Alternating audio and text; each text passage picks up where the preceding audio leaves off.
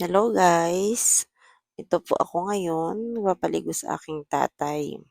Ang tatay ko po ay may Alzheimer. Ayaw niya pong maligo. Sa pilitan po ang pagpapaligo namin kay tatay. Ayan, kung mapapansin niyo po, medyo mabilis-bilis akong kumilos. Kasi kapag po siya ay nainip, kahit hindi pa tapos lalabas po yun ng CR. Kaya inuuto-uto lang namin si tatay para matapos namin yung pagligo niya. Yan, ayaw niya rin po yung naghuhubad. Yan. Kanina nga pa nagagalit na siya eh. Kaya niya daw maligo. Yan eh. Nukuskus lang namin yan. Yung mukha, yan, katawan. Ganun lang po. Yan, para lang pumalis po yung amoy kasi minsan nakakaihi na siya sa salawal. Yan, mapanghi po talaga ang kanyang shorts. Pero may panahon kapag ayaw niya talagang maligo, inaabot siya ng ilang araw. Walang ligo. Yan, kailangan uutuin mo siya. Sasabihan mo na pagkatapos niya maligo, bibigyan mo siya ng kape kasi yun lang yung kaligayahan niya, kape. Yan. So, wala na po kasi nag-aasikaso masyado. Ang nanay ko rin po ay may sakit. Kaya bilang panganay na babae, yan, tiyaga. Pero minsan nagigilty ako kasi hindi ko siya maasikaso dahil ako po ay busy sa pagtuturo sa mga school forms. Nakakainis. Pero ito, magaan sa pakiramdam kapag napaligoan mo siya. Yung buhok niya tayo. Wala na daw.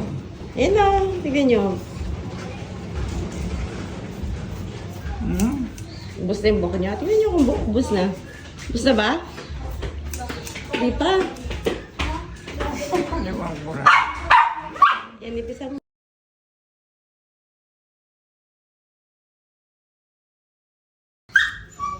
Nasaan may tindahan nyo? Di ba may tindahan kayo?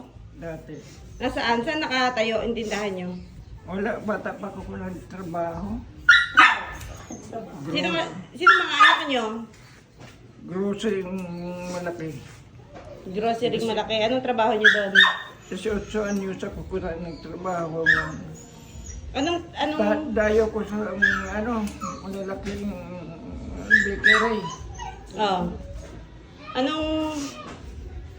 Tapos, saan kayo galing? Na? Saan ba kayo galing? Bicol. Taga Bicol kayo? Bicol. Ano pangalan ng asawa nyo? Hindi ko na po nag-asawa.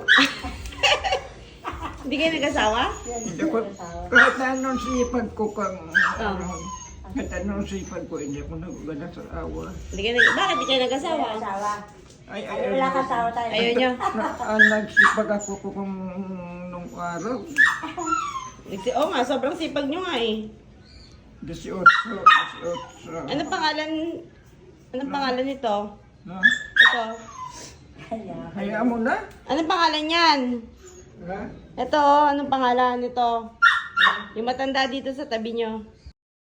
Hindi niya na po talaga kami kilala. Pero may pagkakataon na nababanggit niya yung pangalan namin.